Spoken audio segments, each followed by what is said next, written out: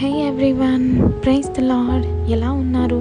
ఆదికాండంలో నోవాహు గురించి మనం చూసినప్పుడు తనకి దేవుడు వర్షం పడుతుంది అని చెప్పినప్పుడు ఆయన నమ్మాడు.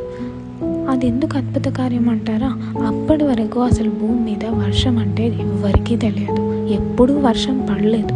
ఆ తర్వాత తనకి ఓడని కన్స్ట్రక్ట్ చేయమన్నప్పుడు ఆ ఓడ లెన్స్ అవన్నీ చూస్తే తనకి అది కన్స్ట్రక్ట్ చేయడానికి లిటరలీ 100 years పట్టింది.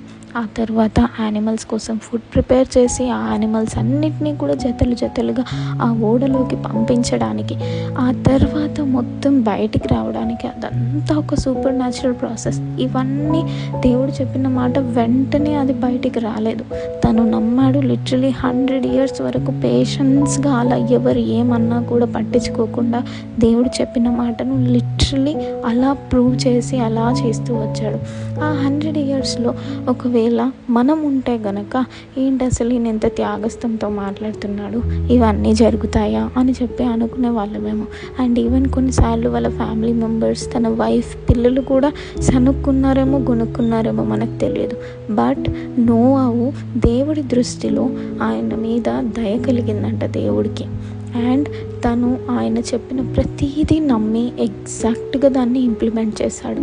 అందుకు గుర్తుగా ఆయనకి రెయిన్బో సింబల్ని కవెనెంట్